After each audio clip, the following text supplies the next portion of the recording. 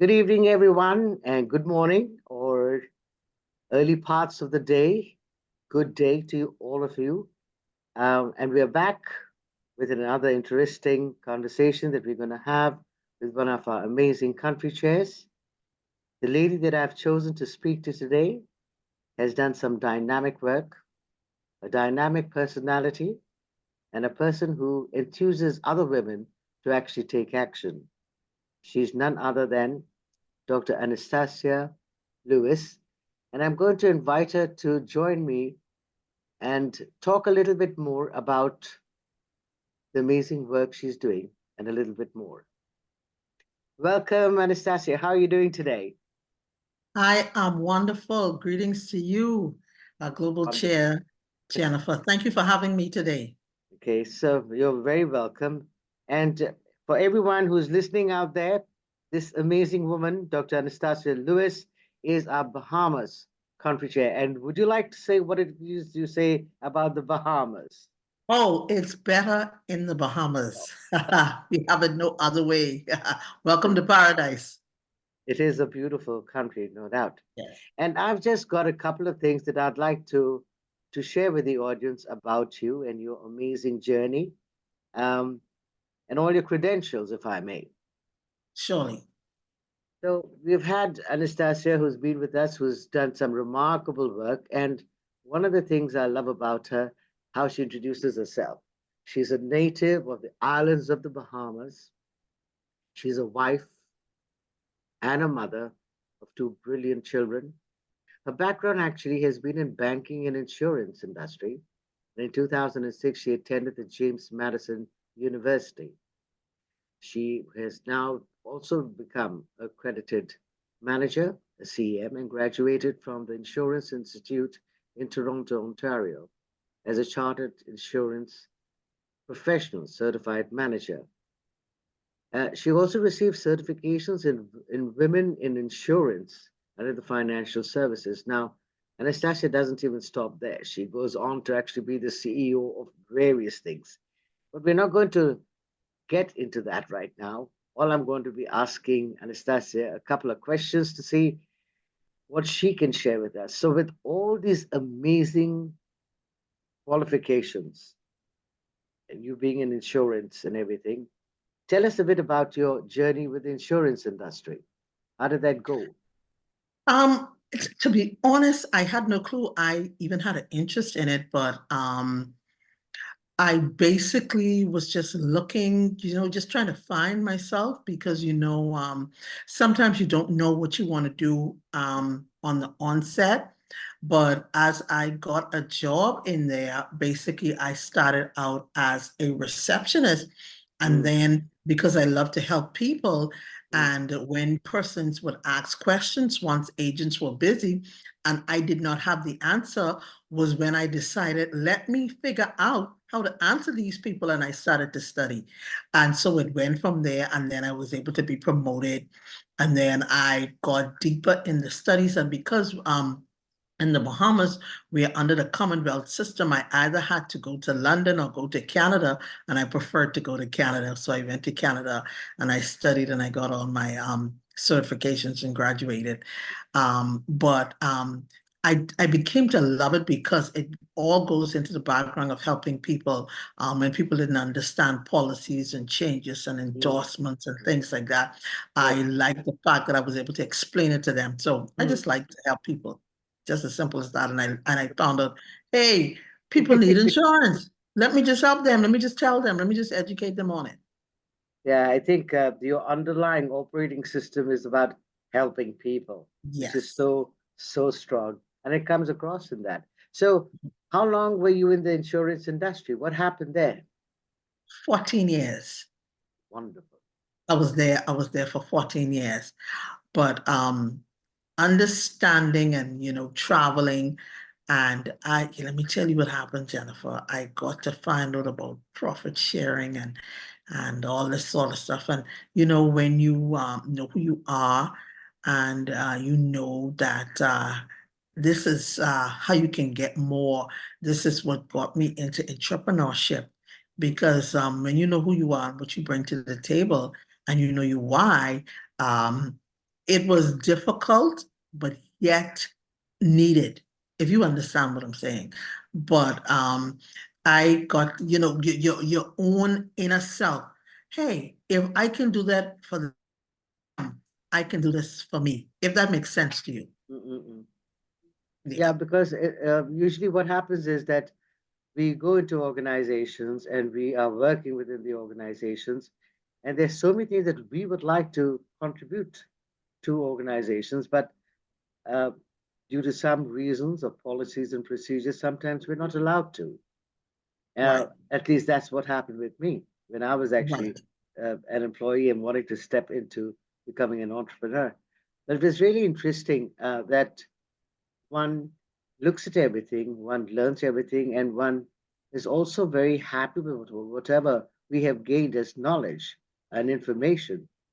But then it comes a time when you actually step into entrepreneurship. And I think that's something that pretty much happened with you. But before that, there was something that really occurred during the time of COVID, where the insurance industry took a major hit.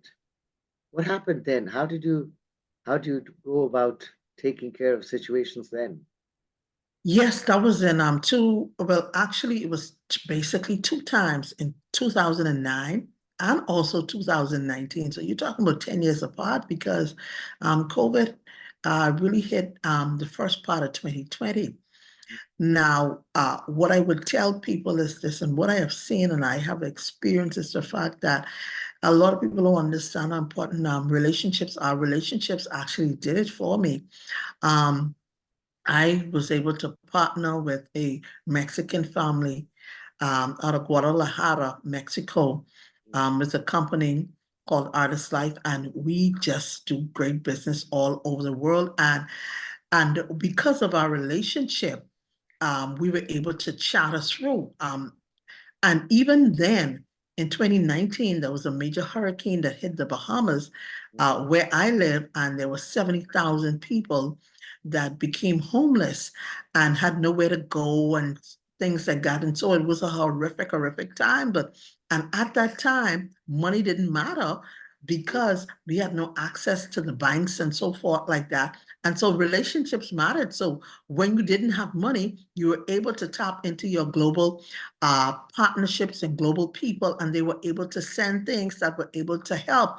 And so that is why I love global platforms and I love global connections for the mere fact of when those relationships are solid, they mean more than money. You can, hey, I have a friend in Dubai, or I have a friend in Germany, or I have a friend in Switzerland. So it's very, very important, and it still ties into what it is that we're doing here in G100. Exactly. Everything just ties right in. It's so important for us to network and to do business with people across the globe, because there's going to come a time that you're going to need somebody and you're going to have that person in your database. Absolutely. That's what So, did it. so what actually inspired you to be part of G100 Oneness and Wisdom in particular? Here's the thing. I was referred. Connections.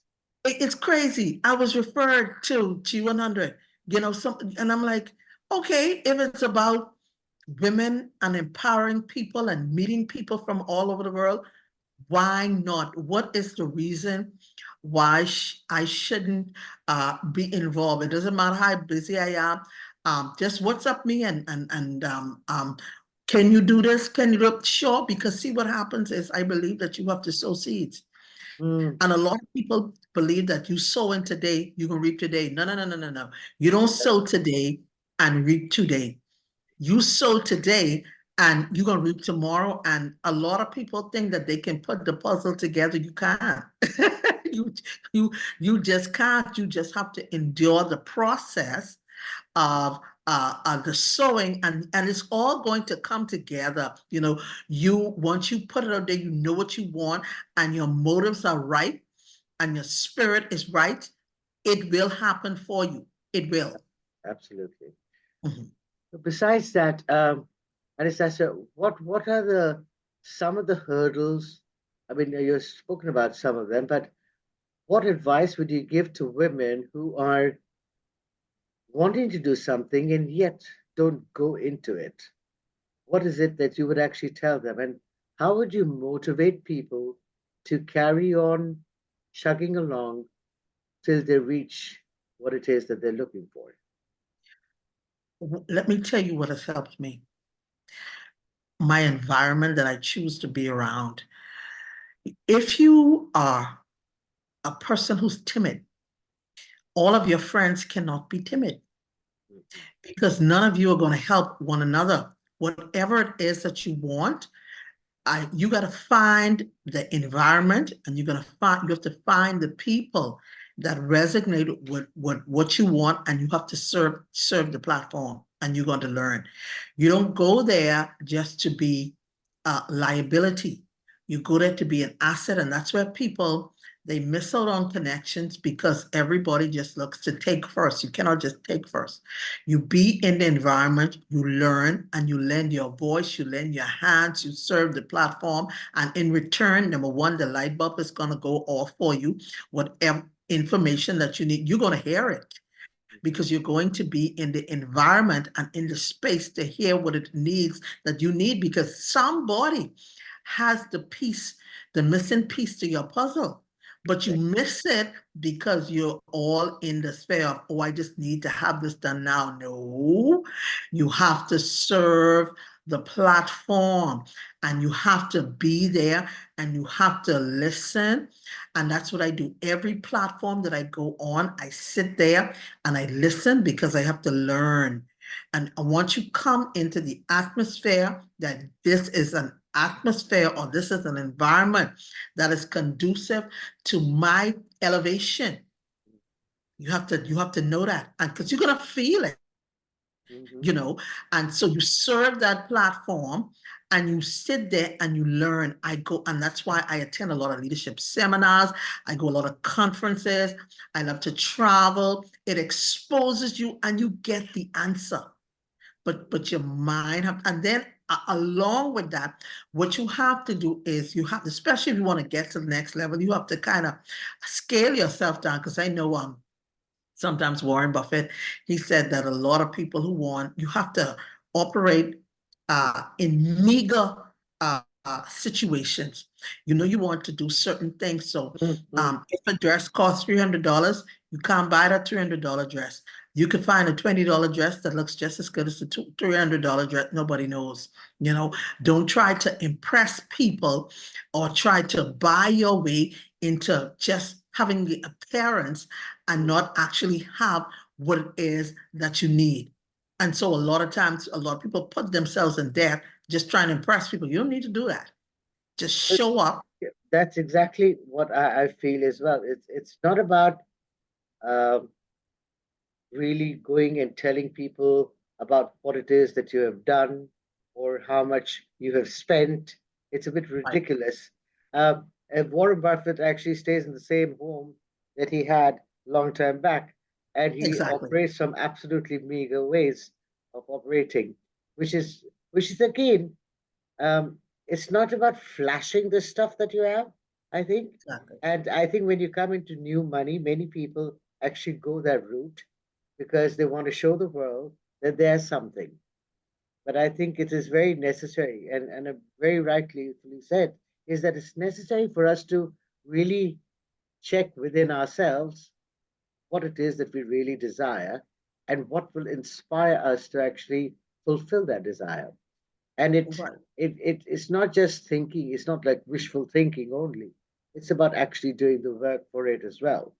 And I think you come from a background of wanting to help, but you get up there, get out there, and actually do it. Now, besides doing all the stuff that you do, you also are the president for the Wiki in Bahamas. Is that correct? You're talking Woman Wife Entrepreneur Network is No, the one that is associated with Dr. Harbin Aurora Rai. Oh yes, yes. Wiki, Women's Indian Commerce, Chamber of Commerce. Yes. So you're in that. You're also with a CEO of another. Which foundation is it that you've started? It's called Woman Wife Entrepreneur Network, and also my nonprofit Kingdom Global Community Outreach. And that was born after Hurricane Dorian. To be honest, I was forced into that. Somebody had some things that they wanted to send to the Bahamas, and they said to me, "There's no way I can give it to you without you doing this nonprofit, so you're going to do it." So I was forced into it, to be honest. Right. So tell me, with all of these different businesses that you have, could you share with us what exactly does each one of them actually do? Because there's a lot of stuff there that you've done. Yes, well, Kingdom Global Community Outreach is because you have some women who want to do business, and uh just uh just to get along in life, the bare necessities in life, it's hard for them just to do that. And so as people give clothing and food and things like that, they help women a whole lot, because if you don't have, if you have Basic, say basic groceries for a needs. whole month, that you can take the monies that you had for the gross that you had to spend on groceries, and you could pump that into your business. And so it really goes a long way in helping women. And what I have realized within the past 30, 40, 50 years is that there are more single family homes than ever before. Exactly. And so Very true. women have a lot of responsibility, especially when it comes down to children, feeding them, clothing them, schooling them, that sort of thing. It's a lot of money. So it's hard to do that, work and start your own business. And so that lends to that. And I love to do that. It's very easy to do. It's nothing hard to do. All I do is give the stuff away. That's nothing to do. And then my other platform, Woman Wife Entrepreneur Network, is where we bring all the women together who are businesses, and they have to understand that iron sharpens iron. And so I help you, you help me, the law of reciprocity. You help that beautician, you help that person who have a clothing store, you help that accountant, you help that insurance agent. And so you keep it all in a circle, so we all have a network supporting one another. And then what I love too is the fact that I am a people to people ambassador for the Bahamas. I'm gonna invite everybody to the Bahamas. You come on to the Bahamas. I help people who want to do retreats here. I help set that up, that type of thing, connect them to who they need to be connected with, because I love my country. So I'm here to represent my country in any which way. I love to do that. Yeah, no, So I keep hearing what you I say do that. is fun for me, because it's not hard to talk to Absolutely. people. Absolutely. If you're not having fun, there's no point in doing it. Absolutely. Right. I can't agree with you more. So Right.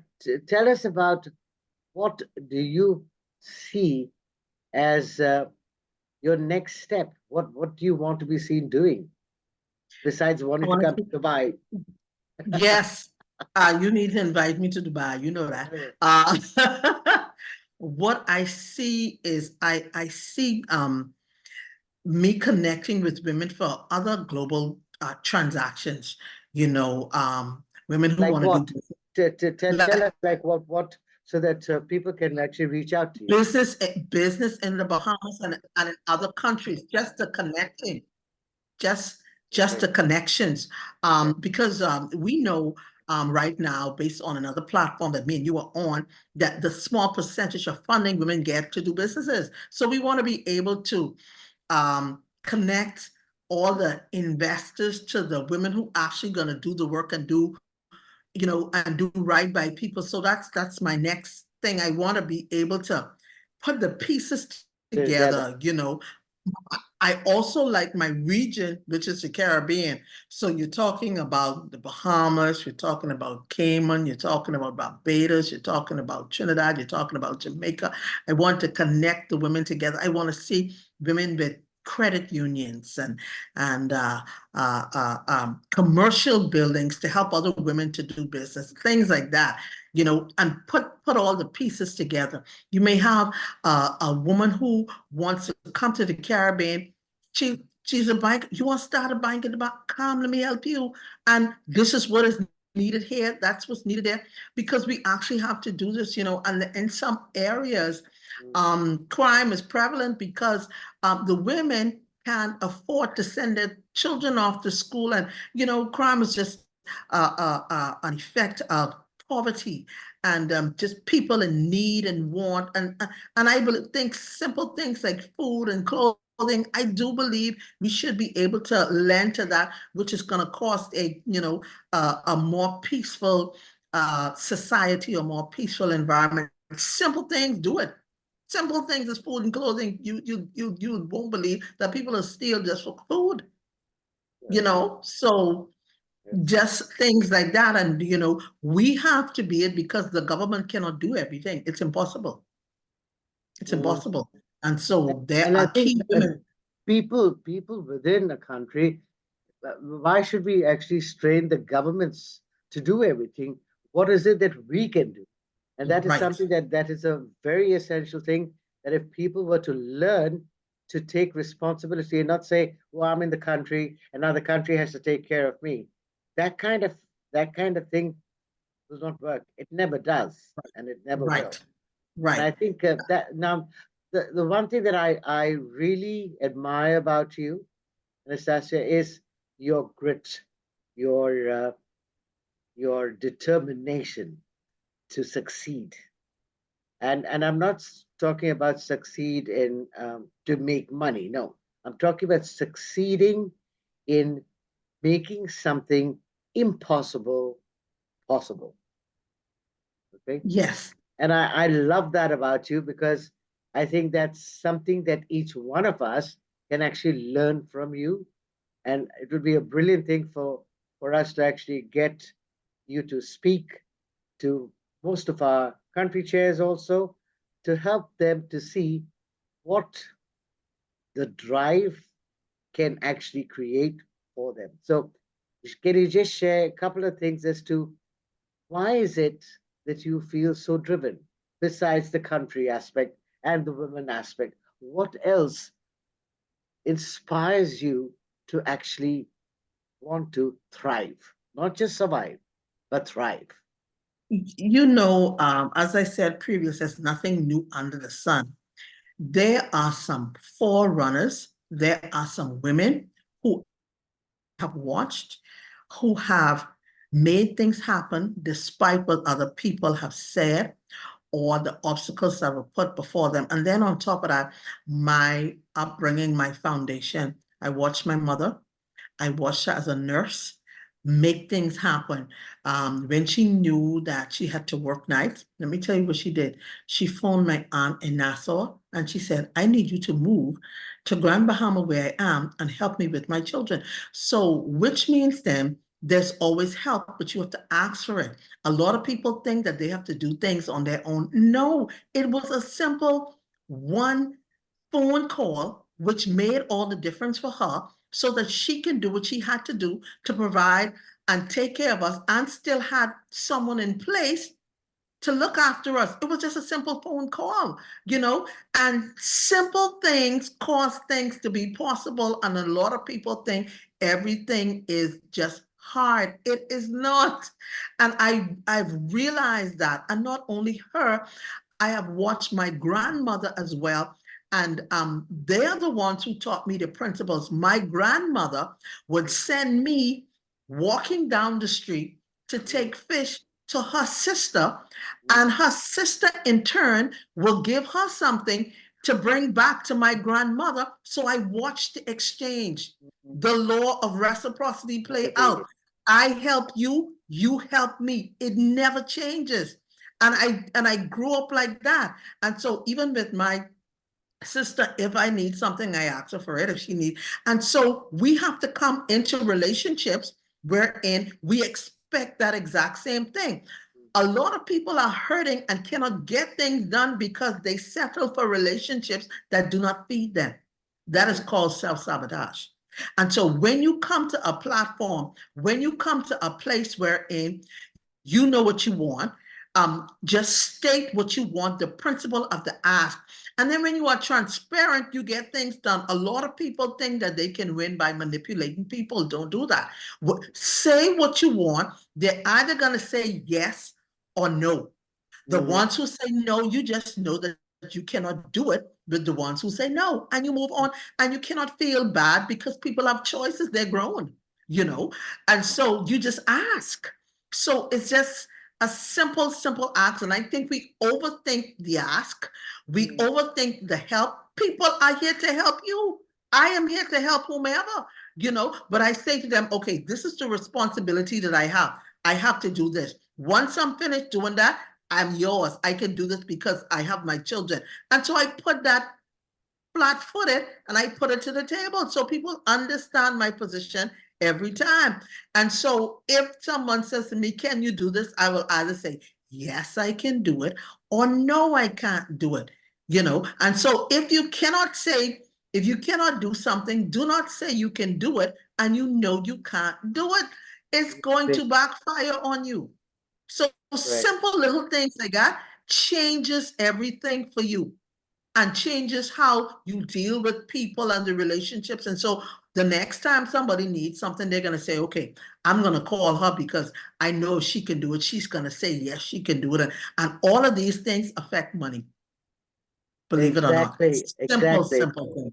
Exactly. Very well put. Thanks for sharing that. Many people need to hear that because it's very essential that people would like to, people I've noticed, either they are feeling bad to say no, right, because they feel they might be rejected, or they will say yes and not actually complete it.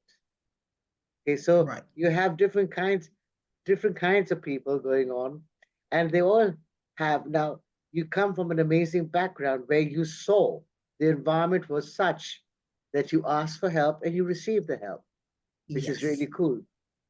Ask and you shall receive. It's been said many a time. Principle. Exactly. And it's strange that no one ever uses that enough. I need to use that more than enough, right? Yes. Anyway, so is there anything that you would like to share with the audience related to being successful in a business that has been started off? And how is it that you talk about the law of reciprocity quite often. So when you start off a business, how do you see people getting involved in it? What kind of people do you bring to it? How do you grow the business? A couple of pointers that you can actually share with our audience. Right. I think I was able to do well in business for the mere fact the same principle again, helping people. Now, why would somebody want to be on your team if you're not going to help them? Why? It's about helping people, and basically in business, I'm very straightforward. I say what it is from the beginning. This is what we're doing here.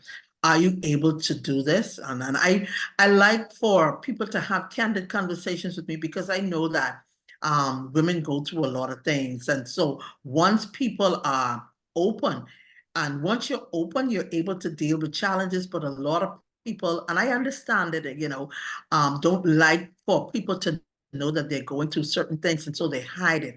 But although they're trying to hide it, you can see that they're not productive because they have the challenges which they don't want to discuss, yet they still want to make the money.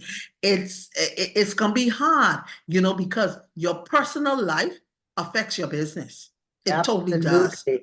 Absolutely. It definitely does.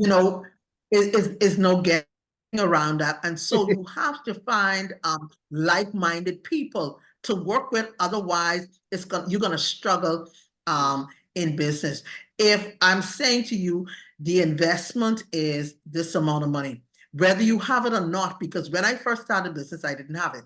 I just was like, okay, I know I need to do this. And I just say, okay, God, now I need this money. I need you to help me or show me where to get the money from, because it's a mindset. It's never the money. It's always the mindset, because sometimes you have the idea but don't have the money, and you have the right connection who can help you with it. So it's never the money. So you have to keep in mind that whatever it is that you want to do, you're going to feel it in your belly. You're going to find joy in doing it. If you don't feel that, don't do it. Don't do it. because it makes no sense. It's going to be a drag to you. You're not going to make money. And even if somebody pay you for it, they're going to pay you one time for it, because people know when people are passionate about something. They know when something is their craft. They know when something is your niche. I found my niche in helping people. And I always tell people, whatever it is that you do, you try to master it, because money is made when you master how to provide a service or move a product. Those two ways. So in business, you got to figure out whether you're going to be service-based or whether you're going to be product-based. Some people like a tangible product in their hand. Me personally, I like both, but I like a tangible product, so I do both. I like to move product. And so whatever product it is, I have to test it. I have to see if I like it. I have to see if I can speak well on it without, because I'm not gonna lie to people. People could see it all in my face. Because if the minute I taste it and it don't taste good, you could see in my face Not happening, exactly. so I can't, so it got to be something that I know that I like and that I have proven, and I can talk about it all day long. I can market. I'm not afraid to do it, because there's no other way to make money other than moving a product or providing a service. There is no other way. So you have to envision in your mind that if you want to be successful, figure out the product you move in or what service you're going to provide, and you master it. And you find a mentor, someone who has succeeded in the area that you want, and you sit there and you learn and you serve the platform so that it can be duplicated. That's what I always, that's my advice that I would tell people. And just don't go in there being a liability. You have to be an asset to any platform that you want to be on. Otherwise, people are not going to give you the information. They're going to shun you. They're not going to work with you. You're trying to figure out why people are not talking to you, because they're looking at you as a liability versus an asset. Because everybody needs one another, and you have to come in there 100%. If someone is pouring 100%, you can't come to it 20%. That's not going to work, because they're going to realize you the 20% and you're going to be excluded. So come there with your, and you have to learn to do it, and you have to force yourself to. If you see somebody doing a good job, you have to force yourself to edify and to compliment people. A lot of people have a problem with edifying people, and I don't know why. If that is their gift from God, God gave it to them. You can't get mad over somebody's gift. It's theirs. You have to figure out yours. You understand? That takes me to the next question. In your experience of dealing with so many people and so many ladies and businesses, how many people would you say truly know who they are and what they're capable of doing? Not many. It's a very small percentage. Most people are people pleasers. Exactly. Small percentage. But the thing is this: have they experienced already in your environment wherever you are? If people are being people pleasers, have they not gotten sick and tired doing that? But then is it also that they use that to manipulate others to actually listen to them and to help them and to do something for them? Because I've seen Exactly. all kinds of people, right? That's exactly what happens. In what I have seen is in that space, you have, because they know that they lack in an area, it's this victim role, and because the victim role gives them attention.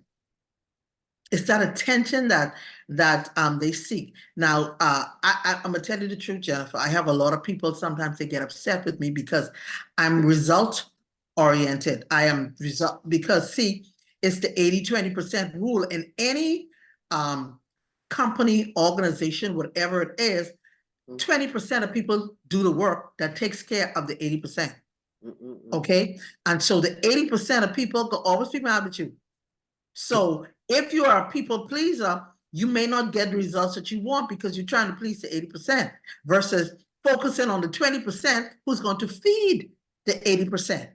And so what keeps me focused is the results. Most everything that I do has a time frame to it. It's on a monthly basis. So If I am in the sales industry and I know I need to move $300,000 worth of product in a 30-day period, if I focus on the 80%, I will not meet my goal.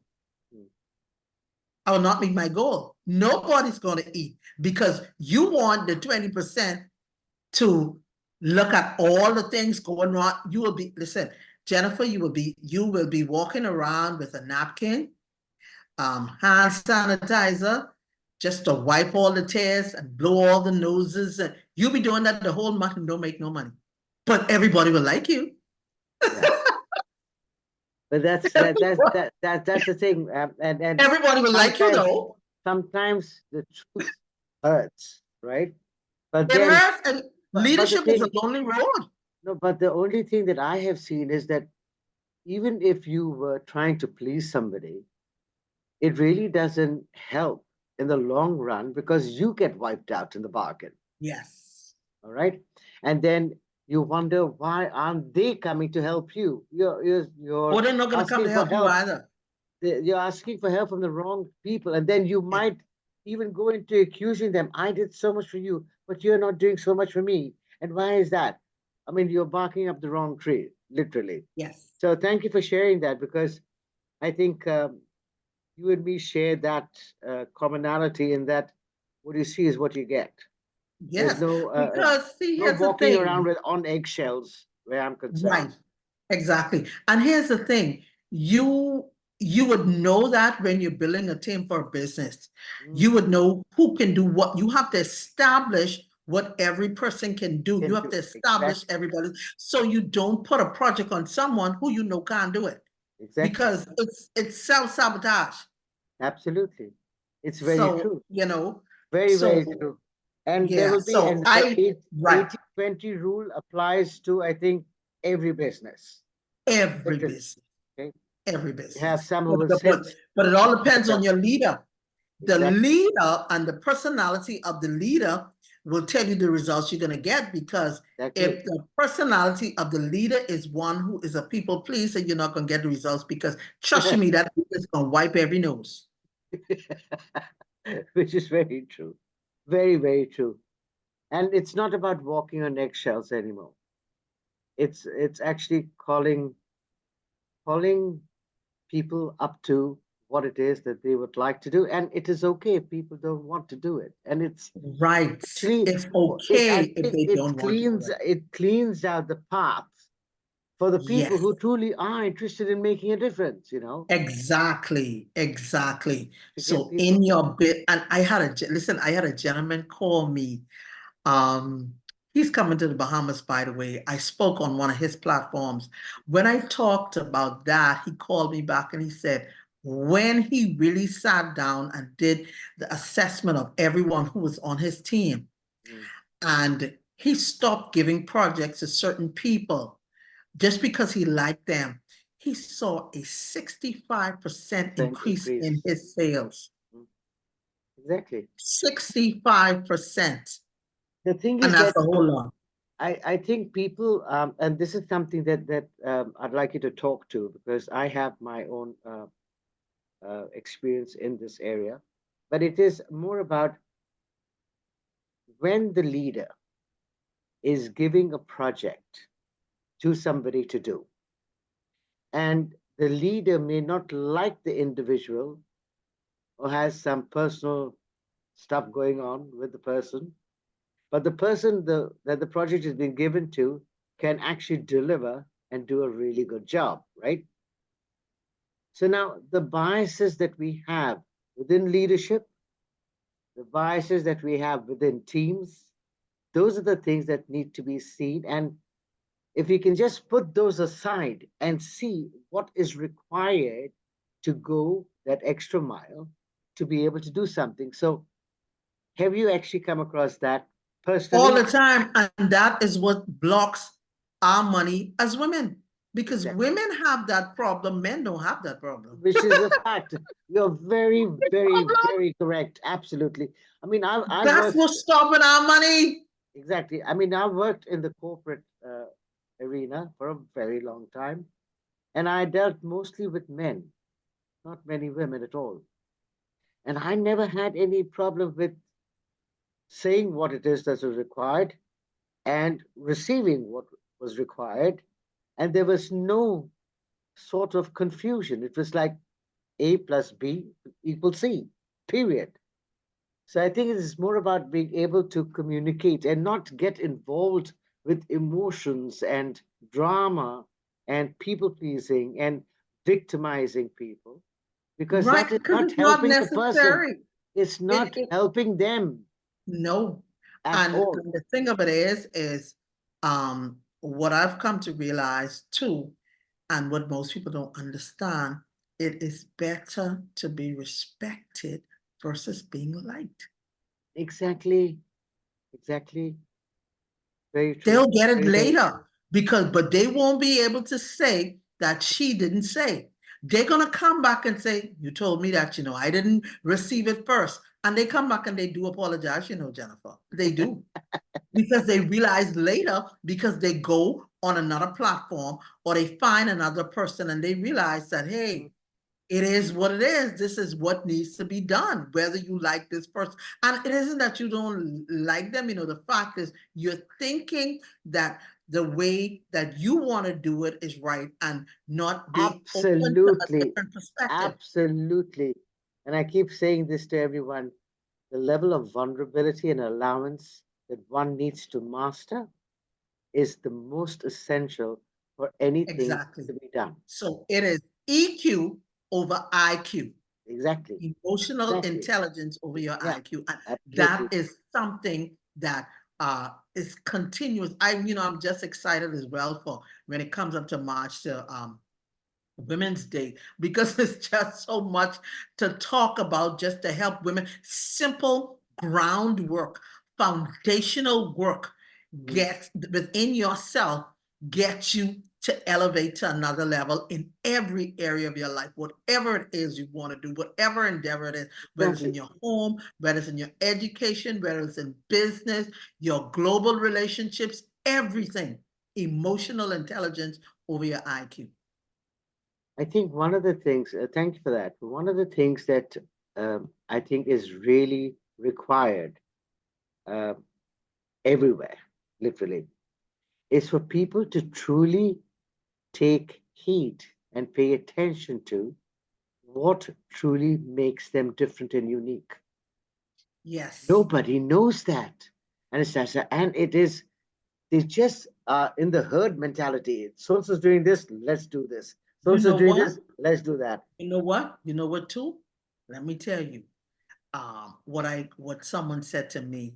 Mm. Sometimes people see your gift and your uniqueness, but what messes up most people is the fact that their attitude isn't right and people don't tell them. Somebody That's a could good be one. right there and Exactly, tell you. exactly. They can see that if you were to improve this, oh, it will make you a millionaire or billionaire. But because your attitude is not right, they're not going to tell you. But isn't that not being honest with the person? I mean, I would tell somebody straight off to their face Well, that here's honestly, the thing. Here's the thing. It's a funny situation in wherein you have people who would help you invest you, help you do that, and then some people don't even recognize the people that even help them. It's a funny situation. I think Um, that's something that we need to talk, and I'd like to talk to you at a larger scale on that, because those kind of things are so essential. These are the hidden nuances that are creating havoc in our world, literally. yes.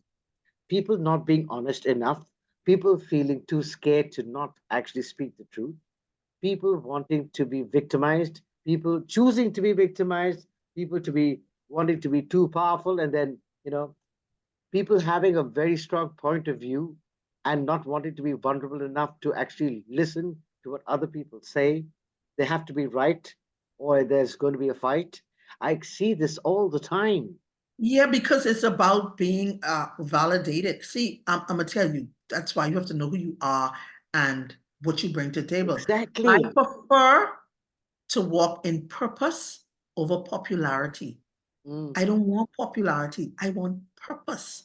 See, a lot of people think that people who are popular actually walking in purpose. That's not so. No, that isn't.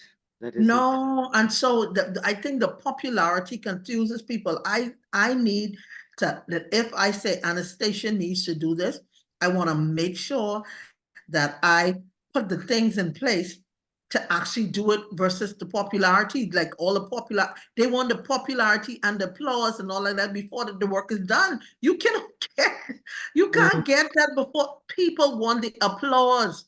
While you are doing your work, you may not get the applause. Everybody waiting for the applause. Can I tell you, sometimes the applause is a distraction so you could stop? Because people don't want you to get where you're supposed to get. So sometimes that applause is a distraction. It takes all kinds to make the world. Anyway, right. Thank you for all of that. I have one way that I always like to end our podcast, and that is if you could share with the audience 3 or 5 uh, things that you have used in your life that have really helped you to catapult into what it is that makes you feel that yes, you have been able to accomplish stuff. All right.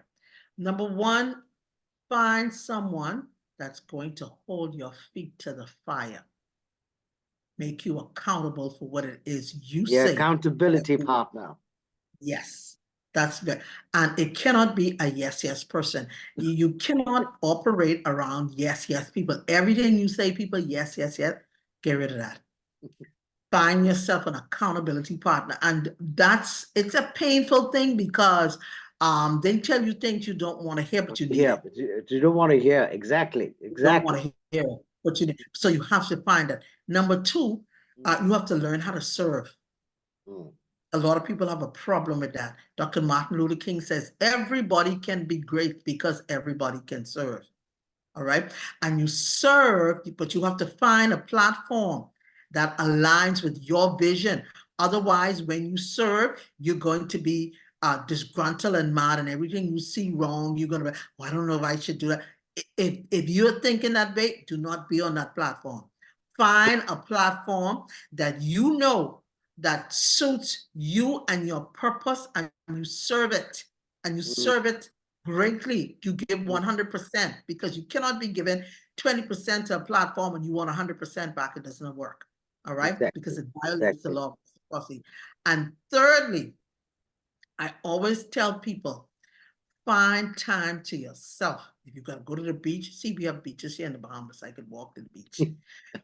Find some place that you can meditate, that you can be in, so you can question a lot of things. So if you deal with yourself, you wouldn't always be on the defense when someone says no, because you're like, okay, it's okay, because that's their choice, And so and you have to realize that you say no sometimes too.